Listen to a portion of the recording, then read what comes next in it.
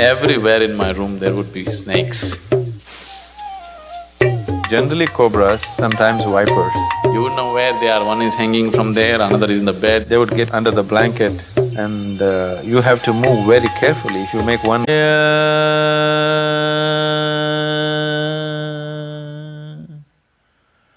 Yoga Yoga Yogeshwaraya Bhuta Bhuta Bhuteshwaraya Kala Kala Kaleshwaraya Shiva Shiva Sarveshwaraya Shambho Shambho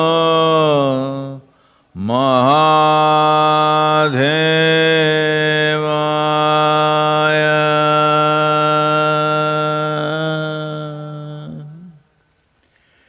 Yoga Yoga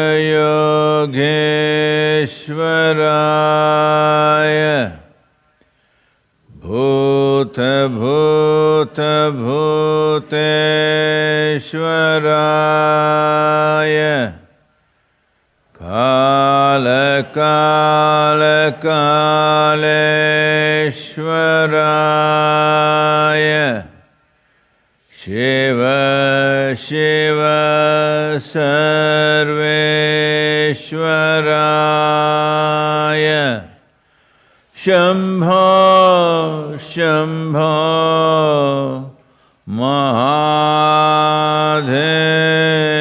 Mahadevaya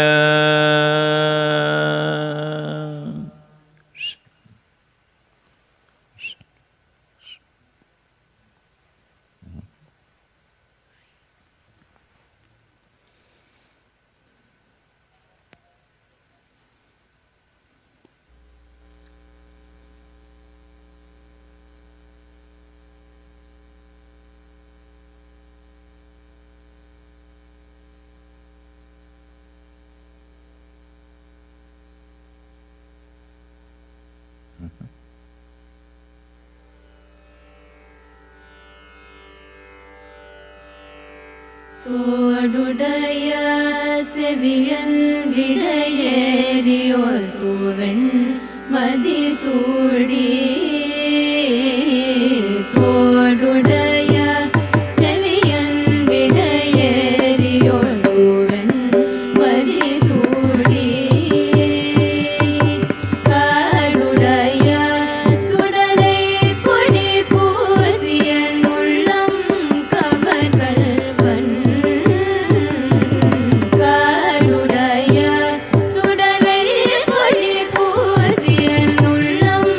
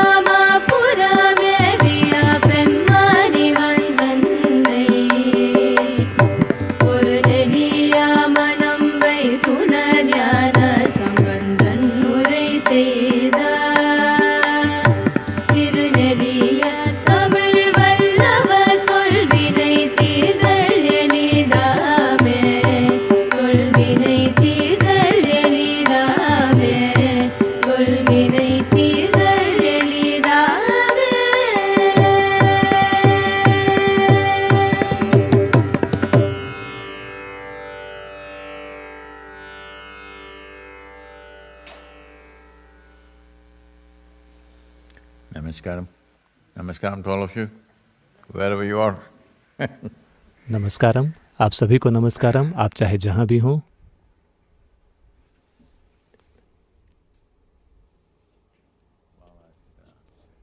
तो अभी जैसा कि आप देख सकते हैं, यहाँ का दृश्य कई अलग अलग रंगों से रंगा हुआ है।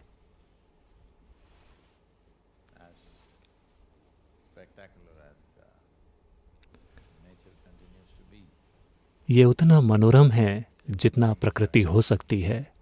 इंसानों को समस्याएं हैं। नहीं, मैं इलेक्शन की बात नहीं कर रहा।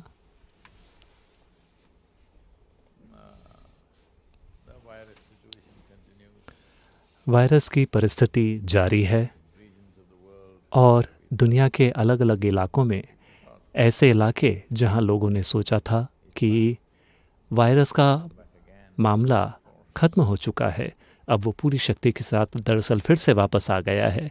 इंग्लैंड में, फ्रांस में, बेल्जियम में, जर्मनी, स्विट्ज़रलैंड और कई दूसरे देशों में। इन सभी जगहों पे एक महीने के कंप्लीट लॉकडाउन डिक्लेयर कर दिए गए हैं, क्योंकि लोग इन लॉकडाउन्स का प्रतिरोध करते रहे हैं। तो चुपचाप सशस्त्र सैनिक शहरों में घुस गए हैं और उन्होंने इस लॉकडाउन को ज़बरदस्ती लागू किया है। तो जब आप सेना को लेकर आते हैं अपने खुद के शहरों में और गांवों में, तो इसका मतलब है कि परिस्थिति वाकई में गंभीर है। तो अमेरिका में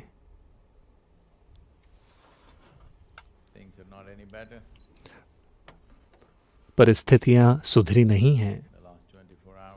पिछले 24 घंटों में करीब 1300 लोगों की मृत्यु हुई है।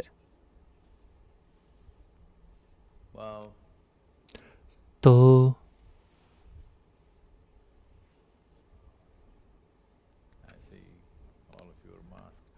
मैं देख सकता हूं कि आप सभी ने मास्क लगा रखा है, और ये बात बहुत अच्छी है कि जो छोटे बच्चे आपके साथ आए हैं उन्होंने भी मास्क पहन रखा है। लेकिन अमेरिका का एक हिस्सा ऐसा है जो ये मानता है कि ये सारी बात वास्तव में एक छलावा है, एक झूठ है। 10 लाख से ज़्यादा लोग मर चुके हैं, लेकिन अभी भी लोगों को लगता है कि ये झूठ है। तो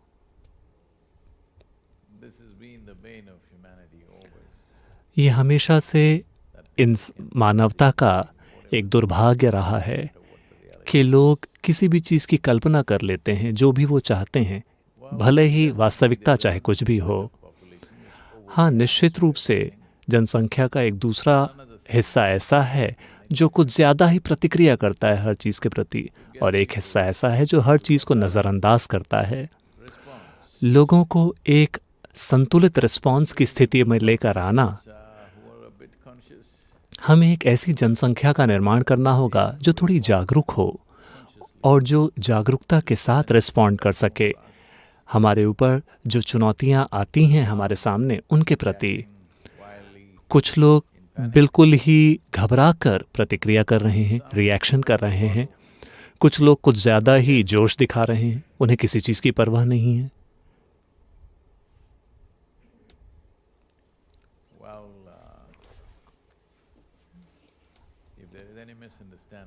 अगर कोई गलतफहमी है तो मुझे उम्मीद है कि इससे वो गलतफहमी हटेगी। कई सारे देश लॉकडाउन की परिस्थिति में गए, ये मानकर कि नहीं कि आप वायरस को रोक सकते हैं। हमने लॉकडाउन इसलिए किए ताकि हम ये पक्का कर सकें कि जो मेडिकल सुविधाएं हैं उसमें बहुत ज़्यादा दबाव ना आ जाए। अचानक एक शहर में अगर 10 लाख लोग बीमार हो जाते हैं, फिर वो लोग मर जाएंगे क्योंकि उन्हें ज़रूरी मेडिकल ध्यान नहीं दिया जा सकेगा। हम चाहते थे कि वो धीरे धीरे बीमार पड़ें, किश्तों में बीमार पड़ें, ताकि हर किसी का ख्याल रखा जा सके और हम मृत्यु दर को कम कर सकें, To some extent we have succeeded. जो कि एक हद तक हमने सफलतापूर्वक किया है। कई देशों में ऐसा हुआ है, But aberrations are there. लेकिन कुछ चीज़ें इस हिसाब से नहीं होती। जब कोई परिस्थिति पूरी दुनिया में हो रही हो तो दुर्भाग्य से कुछ चीज़ें हमारे प्लान के अनुसार नहीं होंगी, और ये चीज़ें मोटे तौर पर या तो घबराहट में की गई प्रतिक्रिया के कारण हुई हैं या बहुत ज़्यादा जोश दिखाने के कारण हुई हैं। ये मूल रूप से एक विवशता भरी प्रतिक्रिया है, विवशता भरा व्यवहार है, जिसे एक तरह के आत्मविश्वास और जोश के अंदर If you want a छुपाने की fast कोशिश की website, जा you रही have है। to try hosting a. जब ये चीज़ अपने चरम स्तर पर है, I use कोई WordPress व्यक्ति and with बहुत गर्व के hosting साथ सड़क पर आकर कहता है मुझे अपने बाल कटवाने हैं। Well, तो I knew that you cannot handle your head. मुझे पता था कि आपसे अपना सिर नहीं संभलता। अब आपके बाल भी आपसे नहीं संभलते, आप अपने बालों को भी नहीं संभाल सकते। Head is a complex. मुझे पता था कि सिर एक It's pretty complex. You're having trouble handling it. Understandable. But you cannot handle your hair for a few months. क्या आप कुछ महीनों के लिए अपने बालों को भी नहीं संभाल सकते? ये एक बहुत बड़ी त्रासदी होगी। People are talking about freedom. लोग आज़ादी की बातें कर रहे हैं कि मेरे पास आज़ादी है। Yes, you have. हाँ, आपके पास आज़ादी है। You and me are not free to die. किसने कहा कि आपके और मेरे पास मरने की आज़ादी नहीं है? हमारे पास मरने की आज़ादी है, लेकिन समस्या ये है कि कुछ दूसरे लोग हैं जो जीना चाहते हैं। They wanted to die. No problem. अगर हर किसी का उद्देश्य मरने का होता तो कोई समस्या नहीं थी, लेकिन कई सारे लोग हैं जो जीना चाहते हैं। तो जिम्मेदार व्यवहार Element of success. सफलता प्राप्त करने का एक बहुत महत्वपूर्ण हिस्सा बन जाता है। इस तरह के हालातों में मैं जहाँ भी जाता हूँ, लोग मुझसे पूछ रहे हैं कि सद्गुरु, हम एक इतनी भयंकर और कठिन समस्या परिस्थिति से कैसे निपटें? You have forgotten. आप ये भूल गए हैं कि जीवन अभी तक हुई हर पीढ़ी के लिए कैसा रहा है। अगर आपको पता ना हो या अगर आप बहुत दूर तक पलट कर ना देख पा रहे हों, बस पिछली 2 या 3 पीढ़ियों को देखें। 20वीं शताब्दी, What people have gone through. लोगों ने जिन चीज़ों को झेला है, Early 20th century, there were famines in large 20वीं शताब्दी की शुरुआत में दुनिया के एक बड़े हिस्से में सूखे पड़े थे। पहला विश्व युद्ध हुआ, स्पेनिश फ्लू हुआ, डिप्रेशन हुआ, फिर दूसरा विश्व युद्ध हुआ, Korean War, फिर Vietnam War. कोरिया में युद्ध हुआ, वियतनाम में युद्ध हुआ, बहुत सारी चीज़ें हुई। You are not facing anything like that. This is आपका सामना वैसी किसी चीज़ से नहीं हो रहा है। ये बड़ी सरल परिस्थिति है। softball. ये महामारी उन चीज़ों के मुकाबले एक सरल परिस्थिति है, लेकिन हम अपने दिमाग में बहुत ज़्यादा कमज़ोर हो गए हैं और हम इसे नहीं संभाल पा रहे हैं। मैं चाहता हूँ कि आप पलट के देखें उनके अनुभव, उन लोगों के अनुभव कैसे रहे होंगे जिनका पूरा शहर दूसरे विश्व युद्ध में सपाट हो गया और अगले 15-20 सालों में उन्होंने उस शहर को फिर से बनाया। Hello, Significant part of the population died. जनसंख्या का एक बड़ा हिस्सा मर गया। Not lose somebody. ऐसा कोई भी परिवार नहीं था जिसने अपने परिवार से या अपने दोस्तों में से किसी को नहीं खोया होगा। उन्होंने किसी न किसी को खोया, अपना सब कुछ खो दिया, और उन्होंने फिर से अपने शहरों को बनाया और अपने जीवन को वापस पटरी पर लेकर आए। आपके साथ ऐसा कुछ नहीं हो रहा है, और पहली बार आज इतनी टेक्नोलॉजी मौजूद है कि आप अपने घर से काम कर सकते हैं, अपने घर बैठे अपने दोस्ती बरकरार रख सकते हैं, अपने घर बैठे अपना लव अफेयर भी बरकरार रख सकते हैं, नए लव अफेयर कर सकते हैं, क्योंकि आपके पास बहुत काम है और आपको ये खतरा भी नहीं है कि आप लोगों से मिलकर किसी खतरे में पड़ जाएं। लेकिन हम लगातार शिकायत कर रहे हैं जैसा पहले कभी लोगों ने नहीं किया, क्योंकि शरीर में और मन में, दोनों में जनसंख्या का एक बड़ा हिस्सा बहुत ही कमज़ोर हो गया है। बड़ी उम्र के कारण नहीं, बस वो बहुत ज़्यादा कमज़ोर बन गए हैं, क्योंकि वो बहुत आराम में अपना जीवन जी रहे हैं, बहुत सहूलियत में अपना जीवन जी रहे हैं। और अपने शरीर और दिमाग का इस्तेमाल किए बिना वो अभी भी अच्छे से जी सकते हैं। इतनी सुविधाएं मौजूद हैं। समय आ गया है कि अब हम समझें कि इससे फ़र्क नहीं पड़ता कि हम किस चीज़ का निर्माण करते हैं। सरल सी प्रक्रिया पूरी परिस्थिति को उलट सकती हैं। जब सब कुछ अच्छे से चल रहा है तो आप अच्छे हैं, इसका कोई महत्व नहीं है। ये आपके कारण नहीं हुआ, ये परिस्थितियों के कारण हो रहा है। जब सब कुछ बिल्कुल बिगड़ रहा हो, उसके बावजूद अगर आप अच्छे से जीते हैं, तो अब इसका मतलब है कि एक इंसान के रूप में आपका एक मूल्य है। समय आ गया है कि हम इसका प्रदर्शन करें। सौभाग्य से भारत जैसे देशों में जहाँ जनसंख्या का घनत्व बहुत ज़्यादा है, सौभाग्य से वहाँ लोगों के ठीक होने की दर काफ़ी ज़्यादा अच्छी है। मृत्यु दर काफ़ी हद तक कम हो गई है और लोगों के ठीक होने का दर हर दिन बढ़ता जा रहा है। इसका मतलब है कि लोग उनका शरीर पहले से ज़्यादा मजबूत होता जा रहा है। मेडिकल सिस्टम अपनी आम क्षमता से कई गुना बेहतर स्तर पे काम कर रहे हैं। तो हर जगह इसी चीज़ के होने की ज़रूरत है। एक चीज़ तो ये है कि हर इंसान व्यक्तिगत स्तर पर ज़्यादा मजबूत हो जाए, क्योंकि अगर आप मजबूती के साथ जीना चाहते हैं तो आपके अंदर शारीरिक और मानसिक ढांचा ऐसा होना चाहिए जिसमें एक स्तर का संतुलन और शक्ति हो, वरना आप शक्तिशाली तरीके से जीवन नहीं जी पाएंगे, चाहे आप कुछ भी करना चाहते हों। यहाँ तक कि अगर आप सिर्फ बैठकर ध्यान करना चाहते हैं, ये बहुत महत्वपूर्ण है कि आपका सिस्टम मजबूत हो, वरना आप बैठकर ध्यान नहीं कर पाएंगे। यूरोप में उन्होंने सोचा था कि वो इन चीज़ों से परे हैं क्योंकि वो यूरोपियन हैं, लेकिन अब ये चीज़ उन पर भी हावी हो रही है। ये बात दुनिया की हर जनसंख्या को समझनी होगी। कम से कम वायरस जात पात का भेद नहीं कर रहा है। जो भी व्यक्ति चीज़ों का ख्याल नहीं रखता, वायरस उनके ऊपर हावी हो जाता है। मैं कह रहा हूँ कि वायरस के कारण कुछ अच्छी चीज़ें हो रही हैं। वायरस इस चीज़ को लेके भेदभाव नहीं करता कि आपकी त्वचा का रंग क्या है। अगर आप इस बारे में जागरूक नहीं हैं तो वो वैसे भी आपको पकड़ लेगा। इस महामारी का नया केंद्र यूरोप में आ गया है फिर से। ये चीज़ यहाँ बहुत तेज़ी से फैली, फिर वो कम हुई और लोगों ने सोचा कि अब बात खत्म हो चुकी है। कुछ देशों में बियर ड्रिंकिंग का मौसम उसने फिर से इस महामारी को वापस सक्रिय कर दिया है पूरी तरह से।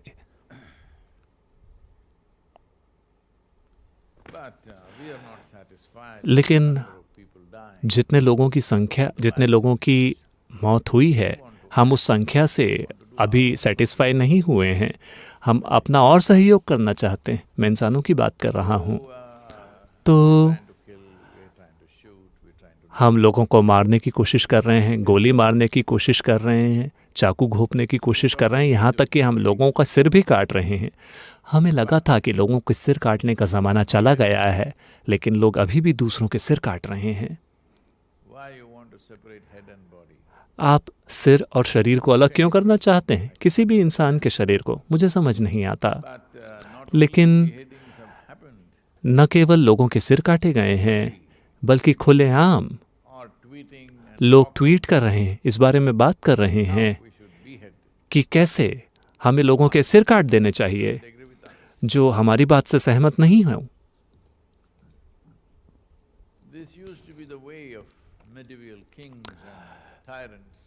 जो पुराने ज़माने के राजा हुआ करते थे और तानाशाह हुआ करते थे, वो ऐसे चीज़ें करते थे कि उन्हें काम करने वाले सिरों से दिक्कत होती थी।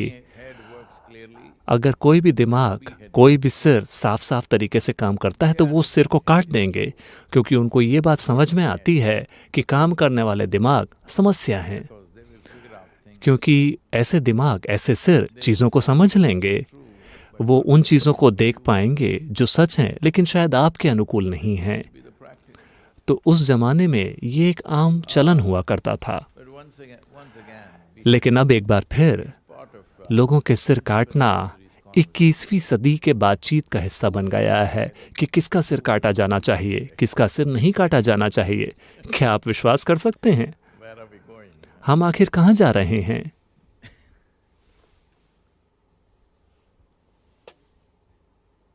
So, तो I made a small poem for you. चलिए मैं आपके लिए एक छोटी सी कविता पढ़ता हूँ। Don't be tortured, okay? I'm not beheading you, I'm only talking about it. इसको लेकर यातना मत महसूस कीजिएगा, मैं आपका सिर नहीं काट रहा, मैं सिर्फ इस बारे में बात कर रहा हूँ। Titled as beheading. इस कविता का शीर्षक है सिर काटना। What else? और क्या शीर्षक रखें? When suddenly the conversation in the world shifts back 3-4 centuries, just like that. जब अचानक दुनिया की बातचीत 300 साल पहले, 400 साल पहले चले जाती है। अचानक 300-400 साल जो सिविलाइजेशन का काम हुआ है, जो व्यवस्था हुई है, वो पूरी बर्बाद हो गई। For gods in scripture, तो चलिए देखते हैं सिर को काटना। untie.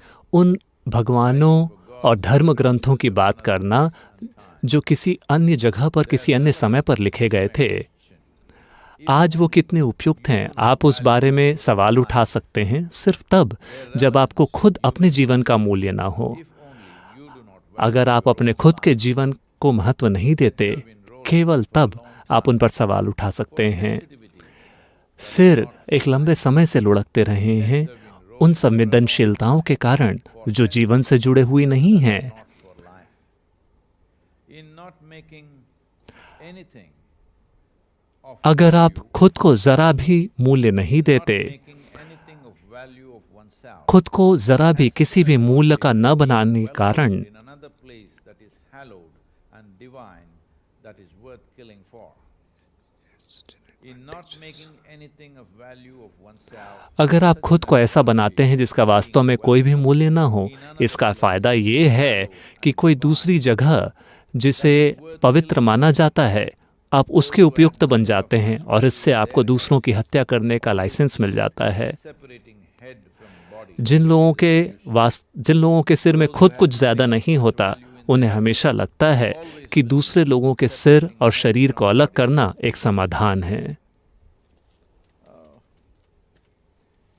well, तो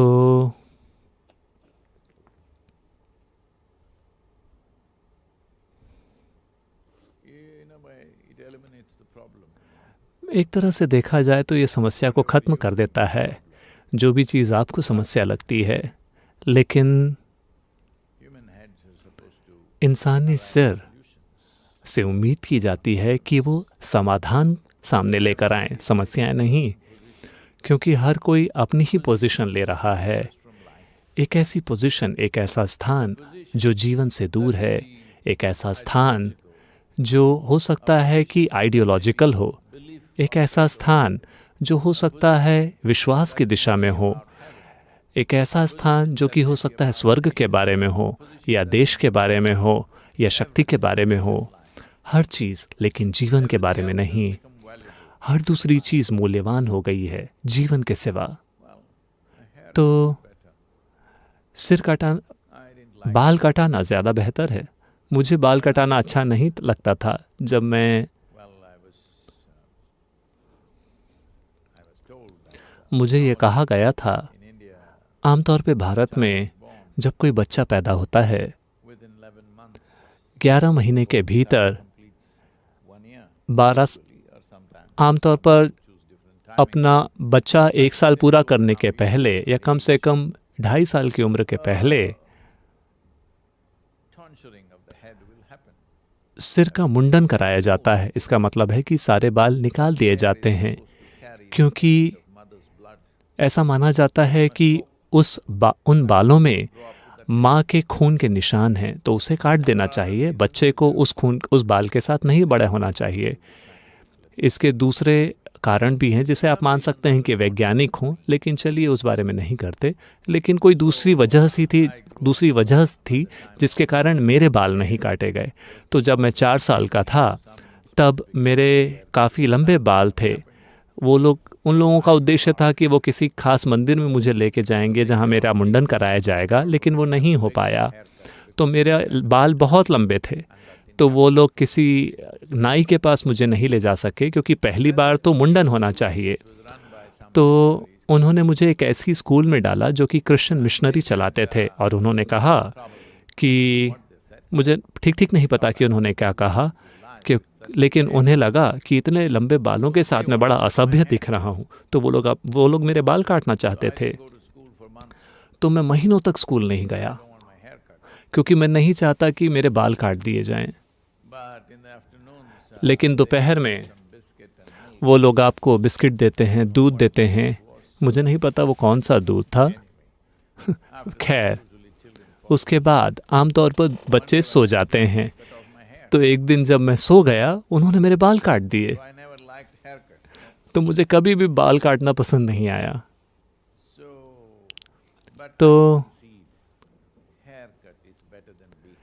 लेकिन मैं ये तो ज़रूर मानता हूँ कि बाल काटना सिर काटने से बेहतर है। हेलो, अगर आप मुझसे पूछें तो उसकी भी ज़रूरत नहीं है, लेकिन कोई बात नहीं।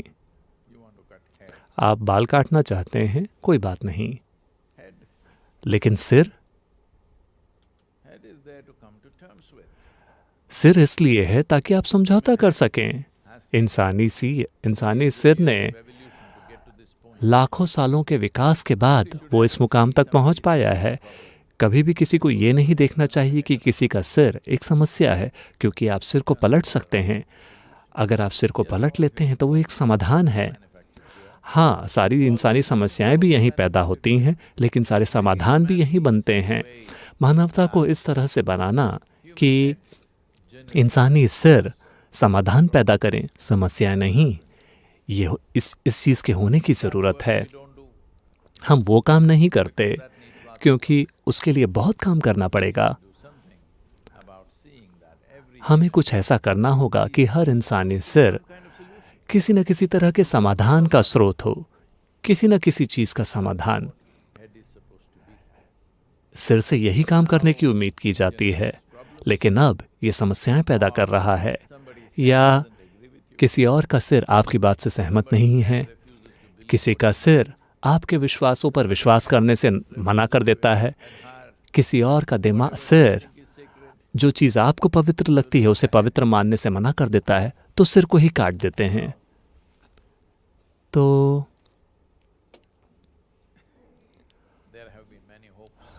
कई उम्मीदें रही हैं कि कैसे 21वीं सदी विकास की होगी।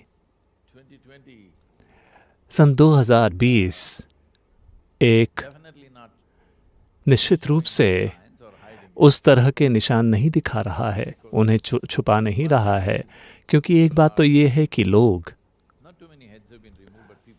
काफ़ी सारे सिर नहीं काटे गए हैं, लेकिन लोग इस बारे में बात कर रहे हैं।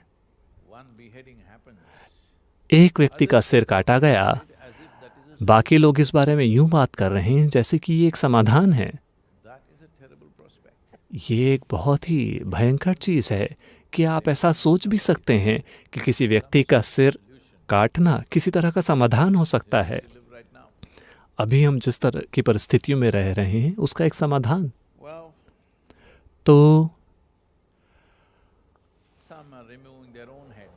कुछ लोग अपने खुद के सिर काट रहे हैं। लोग मुझे बता रहे हैं कि आत्महत्या की संख्याएं पूरी दुनिया में काफ़ी बढ़ गई हैं। क्यों? इसलिए क्योंकि उनमें से हर कोई किसी आर्थिक परेशानी के कारण नहीं कर रहा है, क्योंकि ये समाज के उस वर्ग में नहीं हो रहा है जो लोग भुखमरी के शिकार हैं। ये वहाँ नहीं हो रहा। ये घटना उन समाजों में हो रही है जो लोग ठीक ठाक हैं, क्योंकि वो अपने बाल नहीं कटवा पाए, क्योंकि वो बाहर जाके वो नहीं कर पाए जो वो करना चाहते थे, वो अपने दोस्तों के साथ बर्थडे नहीं मना पाए। इस तरह की चीज़ों के लिए लोग अपना सिर काट रहे हैं। शायद वो अपना सिर नहीं काट रहे, लेकिन किसी न किसी रूप में वो अपने जीवन को ख़त्म कर रहे हैं। ये सबसे महत्वपूर्ण चीज़ है जिसे होने की ज़रूरत है कि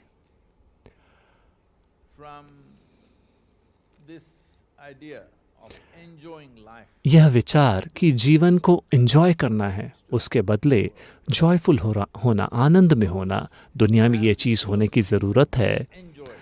जिन लोगों की ऐसी फिलॉसफी है कि वो जीवन का मज़ा लेना चाहते हैं, अगर उनके आसपास की परिस्थितियां बदलती हैं और वो चीज़ें जिन्हें लगता है कि वो उसका मज़ा लेते हैं, अगर वो चीज़ें नहीं होती, तो वो लोग अपने भीतर एक ऐसे मुकाम पर पहुंच जाएंगे कि अब जीवन जीना सार्थक नहीं है।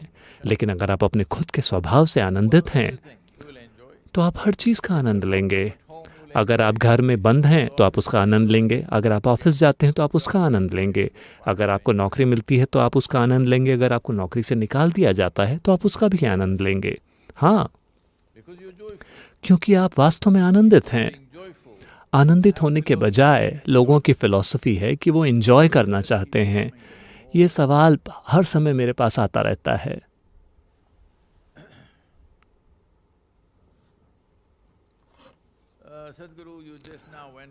सदगुरु, अभी अभी आप इस मोटरसाइकिल की यात्रा पे गए, इसे क्या कहें, एक एक्सपेडिशन या एक्सप्लोरेशन या एक यात्रा, आप जिसे चाहे जो कहना चाहें, या बस यूं ही एक राइड। क्या आपने इसका आनंद लिया? क्या आपने इसका मज़ा उठाया? मैं किसी भी चीज़ का आनंद नहीं लेता, मैं बस आनंदित हूँ। तो हर चीज़ सुखद है, यहाँ तक कि दर्द भी सुखद है। मोटरसाइकिल हर दिन 12 से 14 घंटे चलाना, ये दर्दनाक है। हाँ, ये दर्दनाक है। आप में से वो लोग जिन लोगों ने सिर्फ मोटरसाइकिल की आवाज़ सुनी, वूम, आपको पता होना चाहिए कि उसके पीछे काफ़ी सारा दर्द छुपा है। हाँ, और सारी गलत जगहों पे ये दर्द होता है।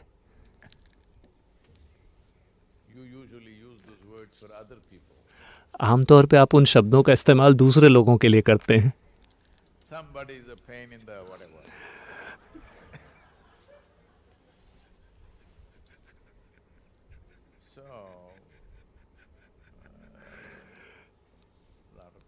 तो काफ़ी दर्द है, और ख़ास तौर पर क्योंकि अब इस महामारी के कारण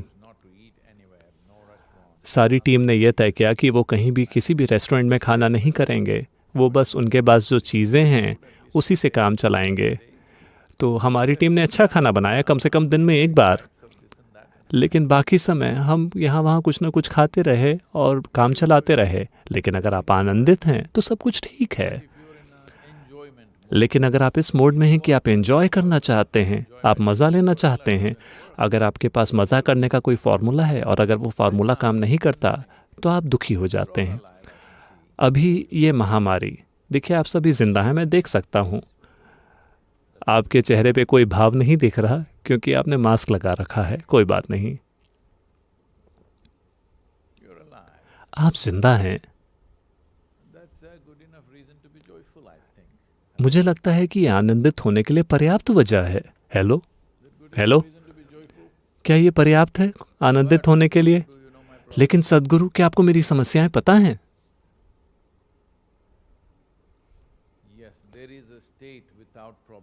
हाँ, एक ऐसी अवस्था है जहां समस्याएं नहीं होती। क्या आप वहां पहुंचना चाहते हैं? क्योंकि अगर आप जीवन के विज्ञान को ठीक से नहीं पढ़ते तो आप वहां पहुंच जाएंगे। हर कोई वहां पहुंचता है, लेकिन ये कोई रेस नहीं है कि आपको वहां दूसरों से पहले पहुंचना है। हेलो, आप में से वो लोग जिनको लगता है कि आप जीवन के साथ एक दौड़ में हैं, रेस में हैं, अभी महामारी ने आपको धीमा कर दिया है। इसने आपका जीवन नहीं लिया है, आपको बस थोड़ा धीमा कर दिया है और आप दुखी हैं। क्यों? क्योंकि आप एक रेस में हैं, आप एक दौड़ में हैं। अगर आपको लगता है कि जीवन एक दौड़ है तो आपको फिनिश लाइन में दूसरों के मुकाबले पहले पहुंचना चाहिए, है ना? हेलो, क्या आप यही करना चाहते हैं? बताइए, क्या आप यही करना चाहते हैं? आप दूसरों से पहले वहां पहुंचना चाहते हैं? तो आपको जीवन के विज्ञान को पढ़ना चाहिए अपने खुद के भीतर और अपने आसपास। इसके लिए किसी फिलॉसफी की ज़रूरत नहीं है, इसके लिए किसी सुपर पावर की ज़रूरत नहीं है। आपको बस जीवन पर थोड़ा ध्यान देना है, उन चीज़ों पर नहीं जिन्होंने आपने दिमाग में पैदा किया है। एक दिन ऐसा हुआ, ये इटली में हुआ। क्या यहाँ इटली के लोग हैं? आप इटली के हैं? अच्छा, केवल एक व्यक्ति, तो हम इनके बारे में थोड़ा मजाक उड़ा सकते हैं। Italian man एक इटालियन व्यक्ति, proud of the आप जानते हैं इटालियन लोग, वो लोग जो गाड़ियां बनाते हैं उस पर उन्हें बहुत गर्व है। तो हाल में ही आपने देखा कि एक भारतीय कंपनी डुकाटी खरीदने वाली थी और पूरी सरकार ने लड़ाई की कि ऐसा नहीं होना चाहिए एक फ्री मार्केट सिचुएशन में, और उन्होंने अपनी डुकाटी अपने पास ही रखी। कोई बात नहीं, मुझे भी डुकाटी पसंद है, उसमें कोई समस्या नहीं है। Then I was invited to drive in a Ferrari जब मुझे एक फेरारी कैवलकेड में ड्राइव करने का न्योता मिला तो मैंने एक बहुत ही अनोखी चीज़ पाई जो दुनिया में शायद कभी कहीं और नहीं होगी। वो ये है कि जब आप एक फरारी चलाते हैं, ये फेरारियों का एक समूह था, करीब 108 फरारियाँ थीं। मुझे एक फैक्ट्री कार मिली, बाकी लोगों के पास और भी ज़्यादा भड़कीली कारें थीं। और अगर 2-3 फरारी गाड़ियाँ सड़क पे चलती हैं तो पूरी जनता सड़क पर के बाजू में खड़ी होगी और वो तालियां बजाएंगी, क्योंकि उन्हें अपनी कारों पर इतना गर्व है। मुझे लगा कि ये बड़ी अच्छी चीज़ है। किसी भी सड़क में अगर जैसे ही लोग देखते हैं कि फेरारी आ रही हैं, लोग सड़क के दोनों ओर खड़े होते हैं और तालियां बजाते हैं। मुझे लगा कि ये बहुत बढ़िया चीज़ है। लोग अपनी इंजीनियरिंग पे इतना गर्व करते हैं, अपनी बनाई चीज़ पे इतना गर्व करते हैं। तो एक इटालियन व्यक्ति अपनी फरारी कार चला रहा था। उस कार को धीमे चलाना बड़ा कठिन है, तो एक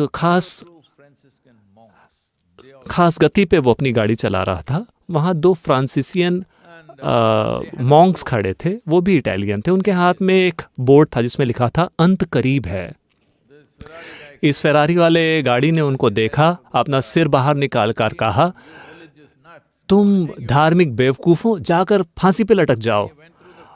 और वो आगे बढ़ गया, और जब वो कोने पर पहुंचा, इन दोनों मॉन्क्स ने ब्रेक लगने की आवाज़ सुनी और धड़ाम की आवाज़ आई। फिर उनमें से एक मॉन्क ने दूसरे व्यक्ति से कहा, शायद हमको अपना बोर्ड बदल के उसमें लिख देना चाहिए कि आगे पुल टूटा हुआ है।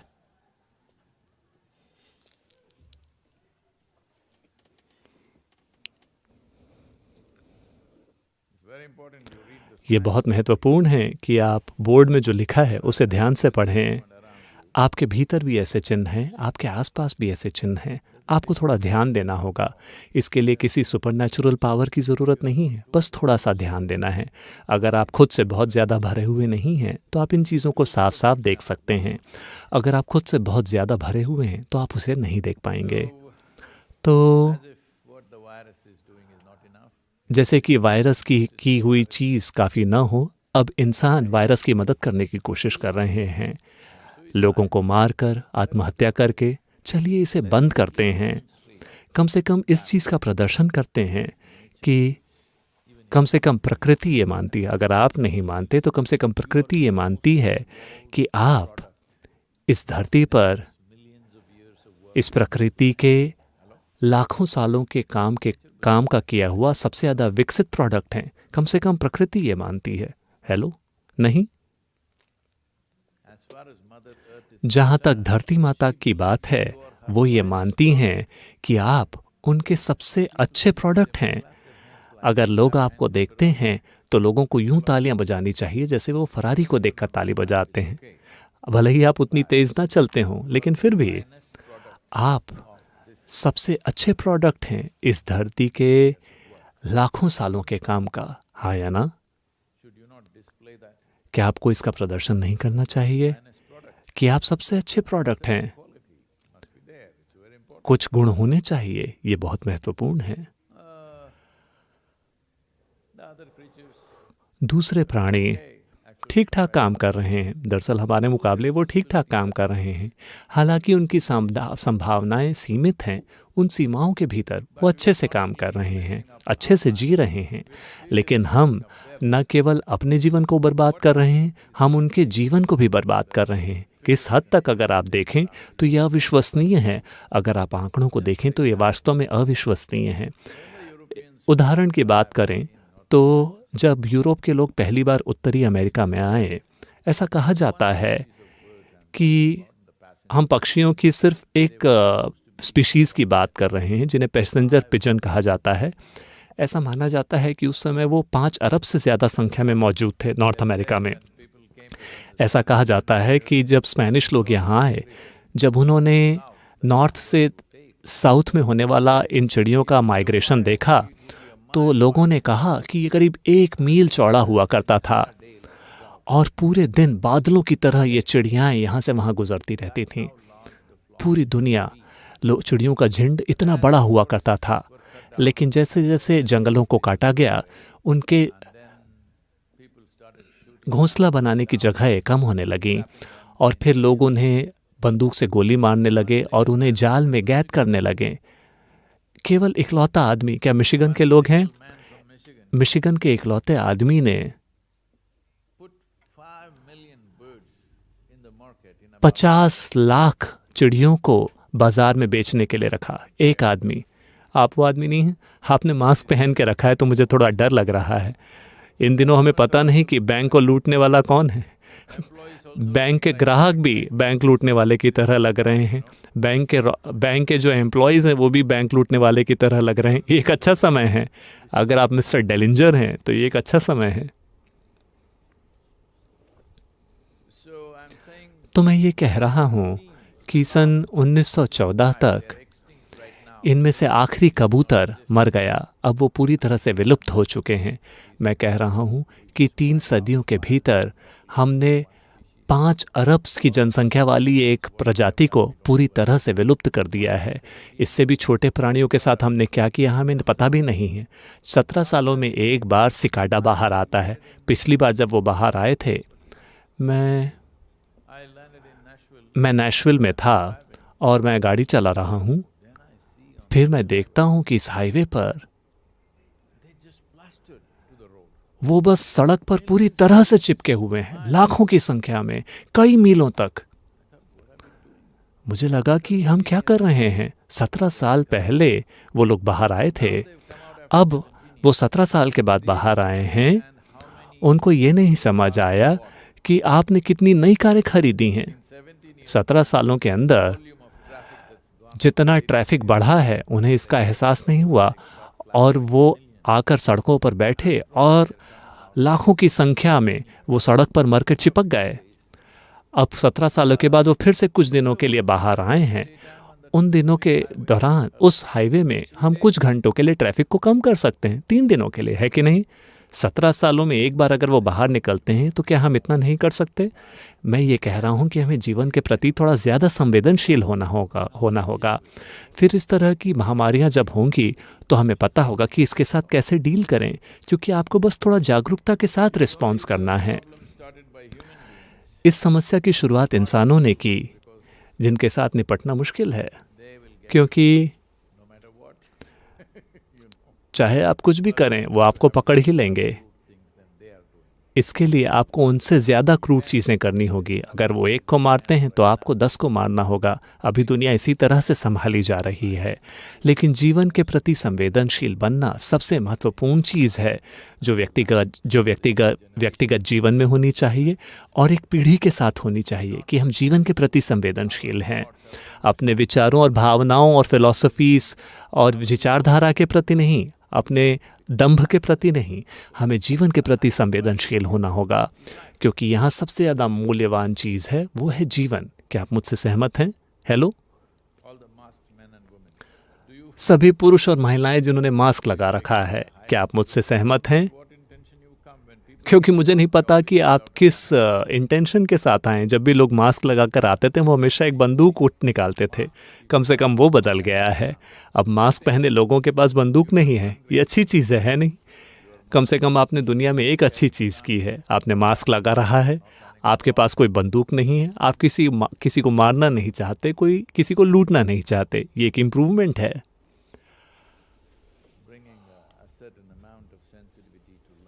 जीवन के प्रति कुछ हद तक संवेदनशीलता लेकर आना बहुत ज़्यादा महत्वपूर्ण है।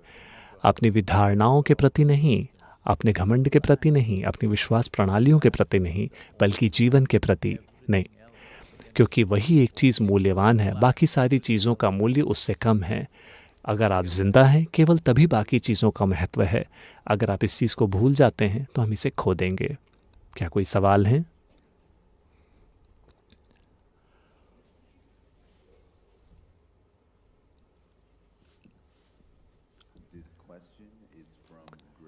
ये सवाल सिएटल से ग्रेग ने पूछा है। सद्गुरु, मुझे पता है कि आप नशीले पदार्थों के खिलाफ हैं, लेकिन ओरेगॉन में ऐसा घोषित किया कर दिया गया है कि कोकीन, हेरोइन, मेथ और भ्रम पैदा करने वाली मशरूम का थोड़ी मात्रा में इस्तेमाल करना कोई अपराध नहीं है। लोगों का कहना है कि मशरूम से डिप्रेशन, घबराहट और इस तरह की दिक्कतें ठीक हो सकती हैं। अगर नशीले पदार्थों का इस्तेमाल अच्छे उद्देश्य से किया जा रहा हो तो क्या फिर भी उसके खिलाफ होंगे? क्या मैंने कभी भी कहा कि मैं नशीले पदार्थों के खिलाफ हूँ? मैं नशीले पदार्थों के पक्ष में हूँ। हाँ, मेरी आंखों को देखिए, मैं हमेशा नशे में रहता हूँ।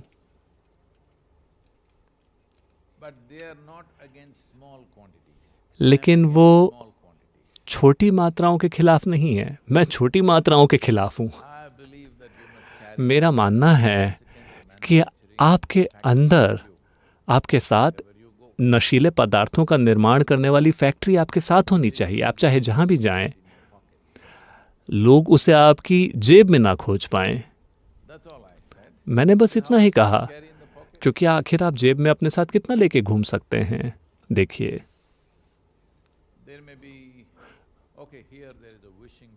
यहाँ एक कल्प वृक्ष है। इस संस्कृति में एक कल्प वृक्ष माना जाता है। आप जाकर उससे कोई भी चीज़ मांग सकते हैं और आपको जितना चाहिए वो पेड़ आपको वो दे देगा। भारत में इस तरह की और भी चित्र हैं। एक कामधेनु है कि ऐसी गाय जो आपको जितना चाहे उतना दूध देगी, धन देगी। एक अक्षय पात्र है, यानी कि एक ऐसा बर्तन जहाँ आप जितना चाहें उतना भोजन निकलता रहेगा और आप लोगों को परोस सकते हैं। वो पात्र कभी खाली नहीं होता। ये सारी चीज़ें इसलिए क्योंकि आपको जो चीज़ आपके जीवन में अच्छी है उसका आपको एक अनंत स्रोत चाहिए, है ना? क्या यही इसका उद्देश्य नहीं है? एक कल्पवृक्ष, एक जादू की छड़ी, एक कामधेनु या एक अक्षय पात्र, इसका मतलब ये है कि जो चीज़ आपको अच्छी लगती है आपको उसका एक अनंत स्रोत चाहिए। तो अभी आपको लगता है कि नशीले पदार्थ अच्छे चीज़ हैं। देखिए, मेरे पास एक अनंत स्रोत है, मैं आपको भेंट कर रहा हूँ, लेकिन आप अपनी जेब में छोटी छोटी मात्रा में लेके जाना चाहते हैं। मैं उसके खिलाफ हूँ। हाँ, मैंने ये नहीं कहा कि मैं नशे के खिलाफ हूँ, क्योंकि अगर आप बहुत ही उच्च स्तर की जागरूकता और जीवन के साथ जुड़ाव बरकरार रखना चाहते हैं तो आप नशे के बिना ऐसा नहीं कर सकते। लेकिन क्या आप एक ऐसा नशा चाहते हैं जो आपको असमर्थ बनाता है, या आप एक ऐसा नशा चाहते हैं जो आपको समर्थ बनाता है? ये सवाल है। आपको उस सवाल का जवाब देना होगा। क्या आपको लगता है कि आप खुद को असमर्थ बनाना चाहते हैं या आप खुद को असमर्थ बनाना चाहते हैं? इसका जवाब देना होगा, ठीक है? अगर आप खुद को समर्थ बनाना चाहते हैं तो मैं आपको नशे में आने का एक दूसरा तरीका सिखाऊंगा। कोई व्यक्ति कहेगा, सद्गुरु, मैं शांभवी करता रहा हूं लेकिन मेरे को कभी नशा नहीं हुआ।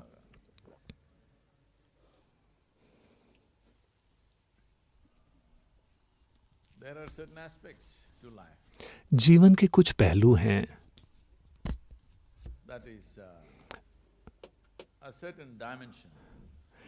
कि जीवन का एक खास पहलू आपके लिए तब खुलता है जब आप एक खास स्तर का ध्यान देते हैं और वो करते हैं जिसकी ज़रूरत हो। एक अनंत स्रोत उसका जिसे आप अच्छा मानते हैं वो आपके साथ घटित होगा। अगर आप सोचते हैं कि आनंद एक अच्छी चीज़ है, आपको क्या लगता है कि इसका अनंत स्रोत कहाँ है? जो आप खाना खाते हैं उसमें है, जो बियर आप पीते हैं उसमें है, या अपने जीवन में आप जो दूसरी चीज़ें हैं करते हैं उसमें है? अनंत स्रोत क्या उसमें है? अनंत स्रोत सिर्फ आपके भीतर हो सकता है ना? अब इन सारी चीज़ों को अपराध से हटाना, देखिए, ऐसे लोग हैं और ताकतें हैं जिनको इससे बहुत फ़ायदा होने वाला है, वो इस प्रक्रिया में शामिल हैं। और ये बात कहना थोड़ा कंट्रोवर्शियल हो सकता है, लेकिन ये सच है कि कई सारे लोग, I know a lot of people, मैं ऐसे कई सारे लोगों को जानता हूँ, नवयुवक लोग, only when they were threatened with जब उन्हें डराया गया कि उन्हें जेल में डाल दिया जाएगा, केवल तभी वो रिहैबिलिटेशन के लिए गए, वरना वो नहीं जाते। the option is either prison or rehab. जब चुनाव ये है कि या तो आप रिहैबिलिटेशन में जाइए या आप जेल में जाइए, फिर उन्होंने रिहैबिलिटेशन को चुना। Well, it's not, तो not in my consciousness to have any human being locked up for anything. मैं ऐसा कभी नहीं चाहूँगा कि कोई भी व्यक्ति किसी भी चीज़ के लिए जेल में डाला जाए, लेकिन साथ ही साथ ऐसा कहना कि वो केमिकल्स जो एक इंसान को असमर्थ बनाते हैं अब कानूनी हैं, तो मुझे लगता है कि ये अपने आप में एक अपराध है। अगर आपको मेरी बात समझ नहीं आ रही तो आपको पीछे पलट कर देखना चाहिए। Right now, everybody अभी watching हर कोई देख रहा है कि China, चीन ऊपर उठ रहा है, लोग बहुत इंटरेस्ट के साथ देख रहे हैं। ये इस पर निर्भर करता है कि आप कौन हैं। but in early 20th century, लेकिन 20वीं सदी की शुरुआत में they say लोग कहते हैं कि करीब चीन की 70% से ज़्यादा जनसंख्या को ओपियम की आदत थी, लत लगी हुई थी, जिसे कई सारे लोगों ने बड़ा इनकरेज करके बढ़ाया था। अगर आपको ये बात ना पता हो तो अंग्रेज़ों ने चाइना के साथ 3 ओपियम के युद्ध लड़े। वो know many families ओपियम का वितरण करने का अधिकार पाना चाहते थे। as the trading routes मुझे ऐसे कुछ परिवार पता हैं। where it was grown to China. The Indian businessmen took Bharat के कुछ बिजनेसमैनों ने इसे अपने हाथों में लिया और कई सारे परिवार बहुत ज़्यादा अमीर बन गए और अभी भी वो अमीर हैं। nearly 70%. करीब 70% लोगों को ओपियम की लत लगी हुई थी। वो लोग उस देश में बहुत ज़्यादा गरीबी हुई। Well, it took killing of a few million people and a wild लाखों लोगों को मारना पड़ा, एक बड़े स्तर पर आंदोलन करना पड़ा उसे ठीक करने के लिए। anything. मैं किसी चीज़ की बुराई नहीं कर रहा हूँ, ना किसी चीज़ का समर्थन कर रहा हूँ, लेकिन ये बात एक तथ्य है कि जब एक जनसंख्या नशे लत में पड़ जाती है तो वो जो भी चीज़ कर रहे हैं उसमें कोई मूल्य नहीं रहेगा। अमेरिका में लोगों की 4-5 पीढ़ियों ने अपनी पूरी ज़िंदगी लगा दी आज ये देश जो है उसे वो बनाने में। Now, और अब you don't have to do much. आपको ज़्यादा कुछ करने की ज़रूरत नहीं है। अगर आप करते हैं तो अच्छा होगा दुनिया के लिए, वरना कम से कम आप बैठ के इसका आनंद ले सकते हैं कि लोगों की इन पीढ़ियों ने जो किया है आपके लिए। Disable yourself. अब आप खुद को असमर्थ बनाना चाहते हैं। आपको लगता है ये आपका अधिकार है कि आप खुद को असमर्थ बनाएं, इस तरह के केमिकल्स का उपयोग करके जो आपको नशे में डाल देंगे।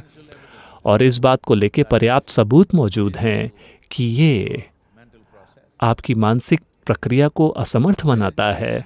इस बारे में कोई सवाल ही नहीं है। Because researchers can be funded by anybody and they देखिए, रिसर्च के लिए कोई भी पैसा दे सकता है और जिस तरह के नतीजे लेकर आ सकता है, तो इससे कोई फ़र्क नहीं पड़ता कि कौन क्या कहता है। लेकिन खुद को केमिकलों के आधार पर नशे में लाना, जिसमें शराब भी शामिल है, ये आपको असमर्थ बनाता है। आपको लगता है कि कुछ हद तक असमर्थ होना ठीक है, तो ये आपके ऊपर है, क्योंकि फिर आप बिना किसी समस्या के पार्क कर सकते हैं।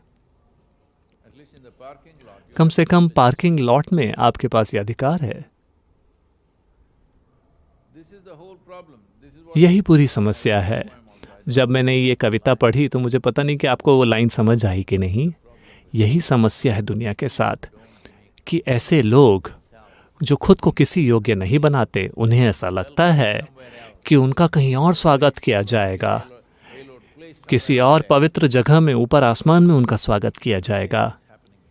यही चीज़ यहाँ भी हो रही है। well, तो a nation एक देश built from scratch, जिसे बिल्कुल ज़मीन से उठकर बनाया गया, बहुत दर्द झेला गया, हर जगह दर्द हुआ, और पिछले 3 से 5 पीढ़ियों के लोगों ने, जिन्होंने अपना पूरा जीवन काम किया, 12 से 15 साल बिना किसी ब्रेक के लगातार उन्होंने काम किया, उन्होंने इस देश का निर्माण किया। well, you may agree with the way it was built or जिस तरह से इस देश का निर्माण किया गया, हो सकता है आप उससे सहमत हों या ना हो, लेकिन आप इस बात को नहीं नकार सकते कि उन्होंने एक महान देश का निर्माण किया।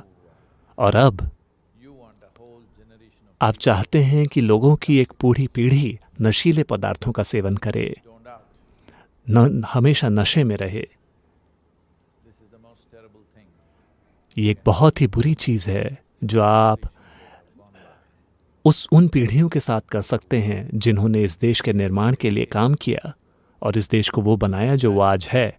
अगर आप उसका मूल्य करते हैं, चाहे वो इसे कानूनी बनाते हैं या कानूनी नहीं बताते, उससे कोई फ़र्क नहीं पड़ता, लेकिन आपको उस दिशा में नहीं जाना चाहिए। आपको ये समझना चाहिए कि आप ये चीज़ें कर रहे हैं इसलिए नहीं क्योंकि आप आज आकर मुझसे कहते हैं कि आप मैजिक मशरूम का इस्तेमाल करके डिप्रेशन को ठीक कर सकते हैं। तो सबसे पहले मैं आपसे ये पूछूंगा कि आखिर आप डिप्रेस ही क्यों हैं? मुझे पता है कि इसे लेकर बहुत सारे लोग मेरे दुश्मन बन जाएंगे, क्योंकि दुनिया में कुछ ऐसे लोग हैं जो ये दावा कर रहे हैं कि डिप्रेस होना उनका हक है। देखिए, कुछ ऐसी मानसिक बीमारियां हैं जो कि पैथोलॉजिकल हैं। ऐसा नहीं है कि आप इस बारे में कुछ ज़्यादा नहीं कर सकते, लेकिन लोग उस परिस्थिति के बारे में कुछ ज़्यादा नहीं कर सकते। दुर्भाग्य से कुछ ऐसे लोग हैं, लेकिन उनमें से कई सारे लोग अपने खुद के रवैये की वजह से, अपने आसपास की दुनिया के अपने खुद के रिस्पॉन्स की वजह से वो खुद को बीमार कर लेते हैं। शारीरिक स्वास्थ्य, चलिए पहले शारीरिक स्वास्थ्य की बात करते हैं। क्या ये बात सच है? कम से कम अभी आपको समझ आ रहा है कि अगर आप ठीक से खाना खाते हैं या सावधानी से खाना खाते हैं, अमेरिका में ठीक से नहीं, सावधानी से अगर आप खाना खाते हैं और अगर आप पर्याप्त एक्सरसाइज करते हैं, चलते हैं, दौड़ते हैं, योग करते हैं, कुछ भी, कम से कम आप ऑफिस तक चल के जाते हैं हर दिन, क्या ये सच है कि शारीरिक रूप से कई दूसरे लोग जिन बीमारियों के प्रति संवेदनशील हैं, आपको वो बीमारियां नहीं होंगी? क्या ये सच है? बस यूं ही ठीक से खाना खाना, थोड़ी समझदारी के साथ जीवन जीना, क्या आपके शारीरिक स्वास्थ्य को ये बेहतर बनाता है? फिर ऐसा क्यों है कि समझदारी के साथ जीवन जीना आपके मानसिक स्वास्थ्य को बेहतर नहीं बनाएगा? आपको ऐसा क्यों लगता है कि ये आपका अधिकार है? ये आपका अधिकार नहीं है। बीमार होना किसी का भी अधिकार नहीं है, क्योंकि अगर आप बीमार हैं, देखिए, अगर आप बीमार पड़ जाते हैं तो हम आपका ख्याल रखेंगे, लेकिन अगर आपको लगता है कि बीमार होना आपका अधिकार है तो नहीं, क्योंकि आप अपने परिवार, समाज, दुनिया, हर चीज़ पर एक बोझ हैं। अगर आप अपने खुद के 2 पैरों पर खड़े नहीं होते तो आप हर किसी पे बोझ हैं, है कि नहीं? तो ये बात मानसिक बीमारियों पर भी लागू होती है। लेकिन हो सकता है कि मेरे शब्द किसी ऐसे व्यक्ति को बहुत क्रूर लगें जो मानसिक बीमारियों को झेल रहा है, क्योंकि मैं इसे कैसे ठीक करूं?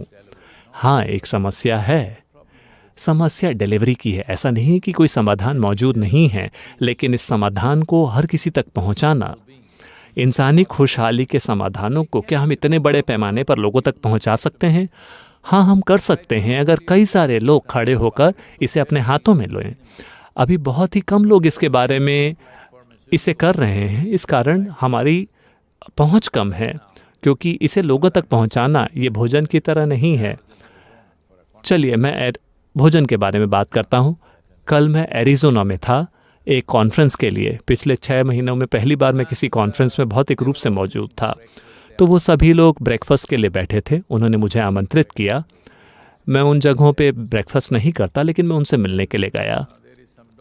तो वहाँ एक डॉक्टर है जो मुझसे भोजन के बारे में बात कर रहे थे। मैंने कहा, देखिए, अभी इस टेबल पर ये एक टॉप क्लास होटल है, ठीक है? जिस तरह का भोजन अभी इस टेबल पर रखा हुआ है, लगभग हर चीज़ करीब 1 महीने पुरानी है। हाँ, सच में। ब्रेड को 1 महीने पहले बेक किया गया था। आप जिन जानवरों को खा रहे हैं वो कम से कम 1 महीने पहले मारे गए थे। यहाँ हर चीज़, फलों को छोड़कर बाकी हर चीज़, या शायद हो सकता है फल भी 1 महीने पुराने हों, मुझे पता नहीं, हो सकता है। मैं कह रहा हूँ कि जब आप इस तरह से भोजन करते हैं, इस तरह का खाना खाते हैं, तो आप अपने शरीर में बहुत ज़्यादा जड़त्व को पैदा करेंगे। उससे बाहर निकलना ही एक युद्ध है। जब आप अपने शरीर में इतना ज़्यादा जड़त्व पैदा करते हैं, इतना ज़्यादा तमस पैदा करते हैं, तो आप कैसे उम्मीद कर सकते हैं कि आपके मन में डिप्रेशन नहीं होगा, उदासी नहीं छाएगी। अगर आप मानसिक स्तर पर एक खास तरीके से होना चाहते हैं तो आपके शरीर की हर कोशिका जीवन से स्पंदित होनी चाहिए। अगर वो सभी आपको नीचे खींच रहे हैं तो निश्चित रूप से आपका शरीर भी, आपका दिमाग भी डिप्रेस हो जाएगा। इसे देखने के कई तरीके हैं। बात ये नहीं है कि आप लोगों की दुख के प्रति असंवेदनशील हैं, लेकिन आपका ये मानना कि सभी नशे पैदा करने वाली दवाओं को कानूनी घोषित किया जा सकता है और ये एक समाधान है, तो कई तरीकों से आप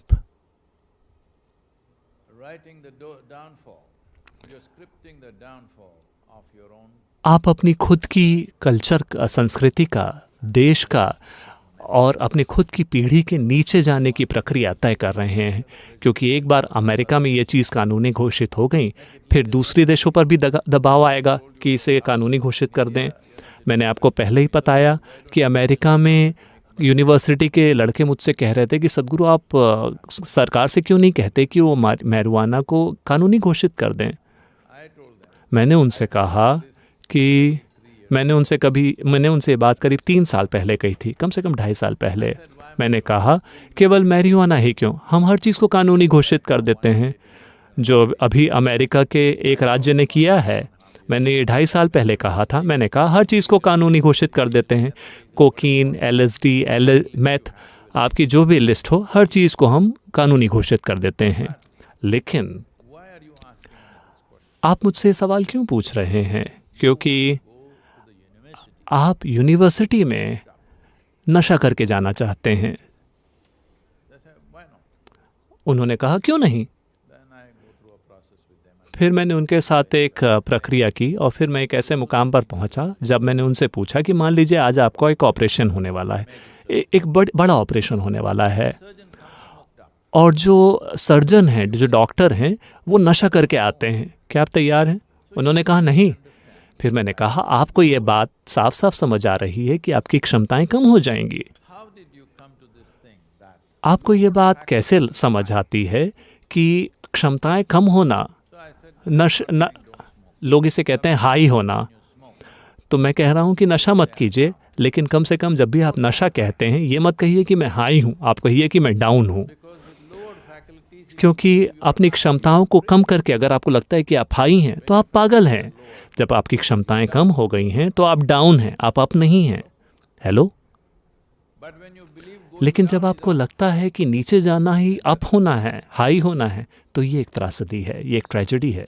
हाँ, ये आपके जीवन में एक बहुत गंभीर त्रासदी है कि आपको लगता है कि नीचे जाना ऊपर उठना है, अपनी क्षमताओं को कम करना, जीवन को बेहतर बनाना है। नहीं, अपनी क्षमताओं को बेहतर बनाकर ही आपका जीवन ऊपर उठेगा, आपके जीवन का अनुभव ऊपर उठेगा, सिर्फ अपनी क्षमताओं को बेहतर बनाकर, अपनी क्षमताओं को कम करके नहीं। अगर आप बेहतर देख सकें, सुन सकें, सूंघ सकें, छू सकें, स्वाद चख सकें, महसूस कर सकें, फिर जीवन एक ऊंचे स्तर पर घटित हो रहा है। अगर आप अपनी इंद्रियों में उस स्तर तक पहुंचते हैं, फिर हम आपको बता सकते हैं कि इंद्रियों के परे कैसे जाएं। लेकिन अगर आप नीचे चले जाते हैं तो हम आपको कहीं कैसे लेकर जाएंगे? आप सिर्फ नीचे और नीचे जाएंगे। जब हर किसी को पता है कि इन चीज़ों की लत लग जाती है और ये आपकी क्षमताओं को कम कर देते हैं। नहीं, सिर्फ शनिवार को मेरे पास क्षमता नहीं होती, सोमवार की सुबह मैं फिर से ठीक हो जाता हूँ। चलिए ठीक है, हफ्ते में 2 दिन, 7 दिन में 2 दिन आपकी क्षमताएं कम हैं। कैलकुलेट करके देखिए कि अपने पूरे जीवन काल में कितने दिन आपकी क्षमताएं कम हैं। क्या ये जीने का एक अच्छा तरीका है? बताइए।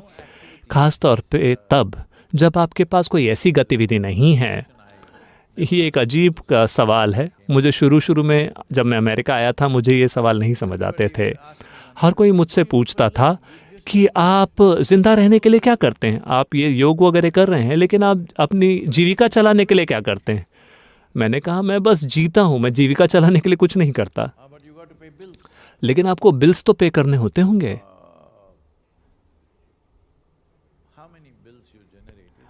आप कितने बिल पैदा करते हैं, ये आपका चुनाव है ना? ऐसा कोई स्टैंडर्ड नंबर नहीं है कि इतने बिल आपको पैदा करने ही होंगे। आप कितने बिल पैदा करते हैं ये आपका चुनाव है, और उसको चुकाने के लिए आपको कुछ करना होगा। अभी कुछ ही दिनों पहले किसी ने मुझसे कहा कि आपके पास कोई बिल नहीं है चुकाने के लिए। मैंने कहा मेरे पास किसी भी व्यक्ति के मुकाबले कहीं ज़्यादा बिल्स हैं। मेरे साथ 1000 से ज़्यादा लोग हर समय मेरे साथ रहते हैं। मेरे पास चुकाने के लिए कहीं ज़्यादा बिल्स हैं। मैं कुछ हज़ार बच्चों की स्कूल फीस चुका रहा हूँ। मैं हज़ारों लोगों के लिए रोज़ खाने की व्यवस्था कर रहा हूँ। तो मेरे पास भुगतान करने के लिए कहीं ज़्यादा संख्या में बिल्स हैं। बात केवल इतनी है कि आपको लगता है कि बिल्स पैदा करना और उन्हें चुकाना यही जीवन है, क्योंकि आप आर्थिक प्रक्रिया के गुलाम बन गए हैं। आर्थिक प्रक्रिया ये मांग करता है कि आपको आज कुछ खरीदना होगा, वरना अर्थव्यवस्था आगे कैसे बढ़ेगी। हेलो, अब धीरे धीरे वो आपके दिमाग पे काम कर रहे हैं। उनके पास एल्गोरिथम्स हैं जहां उनको पता है कि किस तरह की सुगंध आपको उत्तेजित करती है, किस तरह के आवाज़ आपको उत्तेजित करती हैं, किस तरह के दृश्य आपको उत्तेजित करते हैं, और वही चीज़ें आपके सामने आएंगी। आप अपने पति को पुकारना चाहती हैं, सामने आ जाएगी कि ये ड्रेस जो आपने दुकान में देखी थी और आप उस बारे में भूल गई, ये अभी इसमें 25% की छूट है। आप अपने पति को भूल जाती हैं और उस कपड़े को खरीदने में लग जाती हैं। मैं कह रहा हूं कि लोग आपके पीछे पड़े हुए हैं। वो आपके पीछे पड़े हुए हैं इस हद तक कि धीरे धीरे आप खुद अपने बारे में जितना जानते हैं उससे ज़्यादा उन्हें आपके बारे में पता है। और ये एक खतरनाक परिस्थिति है हमेशा से, क्योंकि ये देश बना था लोगों के समझौते से कि हम एक देश के रूप में साथ आएंगे, लेकिन हमारी आज़ादी सरकार उसे नहीं छू सकती। इस हद तक कि एक दूसरा सुधार हुआ कि अगर सरकार आपके साथ गलत व्यवहार करती है तो आप सरकार के खिलाफ हथियार उठा सकते हैं। दुनिया में कहीं भी ऐसा नहीं है। तो आज़ादी देश की नागरिकता से ज़्यादा महत्वपूर्ण थी, कई दूसरी चीज़ों से ज़्यादा महत्वपूर्ण थी जिसे दूसरे लोग मूल्यवान मानते हैं। अब आपके साथ क्या हुआ? किसी चीज़ का एल्गोरिथम ये तय करता है कि आप क्या खाते हैं, क्या आप पहनते हैं, आप जो भी दूसरी बकवास करते हैं, ये कोई और तय कर रहा है। धीरे धीरे वो आपको उस मुकाम पे लेके जा रहे हैं। बात केवल समय की है, इससे पहले कि एक चिप इम्प्लांट हो जाएगी जहां वो ही आपको बताएंगे कि आपको आज कितना प्रोटीन चाहिए। अच्छा ठीक है, अभी इस चीज़ को ऑर्डर दीजिए, क्योंकि वैसे भी आपकी चिंताएं अब ऐसी ही हो गई हैं। तो स्वाभाविक रूप से जब आप एक मशीन की तरह व्यवहार कर रहे हों तो बेहतर यही होगा कि कोई और इस पर नियंत्रण रखे। एक इंसान को जागरूक होना चाहिए, केवल तभी वो एक इंसान है। अगर आप एक मशीन की तरह बर्ताव करते हैं तो स्वाभाविक रूप से आपके ऊपर किसी और का नियंत्रण होगा। तो लोगों को नशे पर लेके जाना, कानूनी तौर पे या गैर कानूनी तौर पर, ये केवल एक सामाजिक बात है, लेकिन लोगों को नशे पर लेके जाना, अभी हम एक ऐसे मुकाम पर पहुंच गए हैं कि अगर आप स्वस्थ होना चाहते हैं तो आपको केमिकल्स की ज़रूरत है। आप शांत होना चाहते हैं, आपको केमिकल्स चाहिए। आप आनंदित होना चाहते हैं, आपको केमिकल्स चाहिए। अगर आप परमानंद में जाना चाहते हैं तो आपको केमिकल्स चाहिए। हर चीज़ के लिए आपको केमिकल्स की ज़रूरत है। तो उस परिस्थिति में लगता है कि ये चीज़ ठीक है। मैं केवल इन भ्रम पैदा करने वाली दवाइयों के खिलाफ बात नहीं कर रहा। मैं ये कह रहा हूँ कि दवाइयाँ अभी जिस पैमाने पर बनाई जा रही हैं उस पैमाने पर नहीं होनी चाहिए। ये इस पैमाने पे अभी इसलिए बन रही हैं क्योंकि लोग बुरे तरीके से जीवन जी रहे हैं। क्योंकि एक व्यक्तिगत इंसान या समाज या देश समृद्ध होना चाहता है, सिर्फ इसी वजह से शुरू में वो केवल ये सोचते हैं कि वो क्या खाना चाहते हैं, उसके पास चुनाव हो। जब खाने के पर्याप्त चुनाव उपलब्ध हो जाते हैं तो वो अपनी लाइफस्टाइल चुनते हैं। दुनिया के सबसे समृद्ध देश जिनके पास भोजन के पर्याप्त चुनाव हैं, वो ऐसा भोजन करना चुनते हैं जो 1-2 महीने पुराने हैं। उनके पास लाइफस्टाइल का बहुत चुनाव है, लेकिन वो ऐसे बक्सों में जीवन चुनना चुनते हैं जो लगातार उस तापमान में होते हैं जो वो चाहते हैं। अब 70% अमेरिका की 70% जनसंख्या दवाइयाँ खा रही हैं। आपको ये दवाइयाँ किसी डॉक्टर के प्रिस्क्रिप्शन में मिली या आपने उन्हें पीछे की सड़क से खरीदा? मैं ये कह रहा हूँ कि शांत होना, प्यार में होना, आनंद में होना, इसके लिए अगर आप केमिकल्स का इस्तेमाल कर रहे हैं तो आप अपने जीवन में नीचे की ओर जा रहे हैं। तो मेरी समस्या केवल इन नशे वाली दवाओं के साथ ही नहीं है। मेरी समस्या इस बात में है कि आप भोजन पैदा करने के लिए भी केमिकल्स का इस्तेमाल कर रहे हैं। आप हर चीज़ के लिए केमिकल का इस्तेमाल कर रहे हैं। इससे चोट पहुंचने वाली है। नहीं, हम पौधों पर आधारित। सद्गुरु, आपको ये सारी चीज़ें नहीं पता हैं, इसमें जटिलताएं हैं। आप 60 के दशक से आए हैं। आपकी जनसंख्या, आपके जो पीढ़ी थी वो केवल पत्तियों का धुआं करती थी। अब हम बट का धुआं कर रहे हैं। मैं चाहता हूं कि आप ये बात समझें कि सारे केमिकल्स भी धरती से ही निकले हैं। किसी ने भी कोई केमिकल मार्स से इंपोर्ट नहीं किया है, मंगल ग्रह से आयात नहीं किया है। सारे केमिकल्स वो भी इस धरती से ही निकले हैं। ठीक है?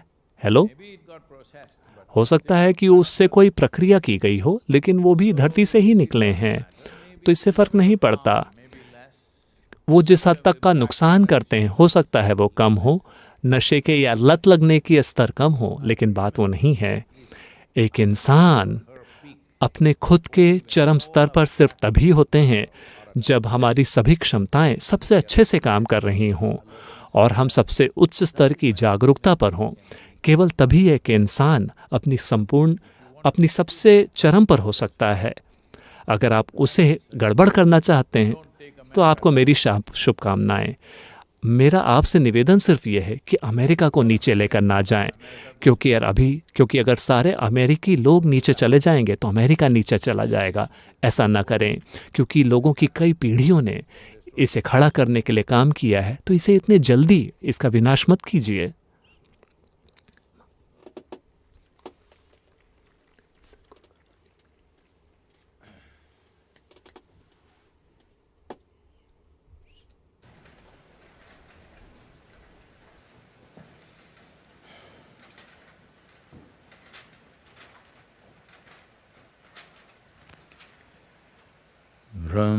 ब्रह्मानंद स्वरूपा ईशा जगदीशा अखिलानंद स्वरूपा ईशा महेशा ब्रह्मानंद स्वरूपा ईशा जगदीशा अखिलानंद स्वरूपा ईशा महेशा ब्रह्मानंद स्वरूपा ईशा जगदीशा अखिलानंद स्वरूपा ईशा महेशा ब्रह्मानंद स्वरूपा ईशा जगदीशा अखिलानंद स्वरूपा ईशा महेशा ब्रह्मानंद स्वरूपा ईशा जगदीशा अखिलानंद स्वरूपा ईशा महेशा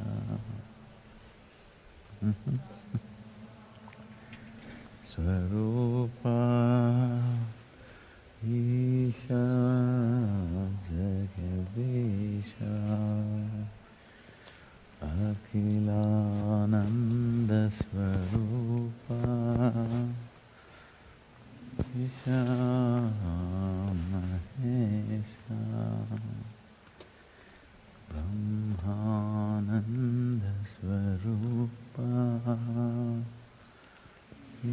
Jagadeesha,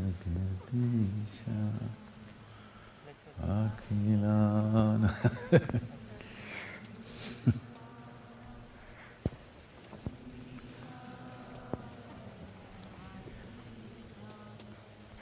My special congratulations to all the little children who are sitting here quietly उन early सभी छोटे morning. बच्चों को मेरे विशेष शुभकामनाएं जो सुबह सुबह यहाँ चुपचाप बैठे हुए हैं।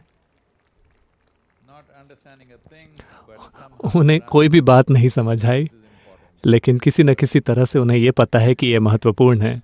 तो उन सभी की ये बहुत शानदार बात है।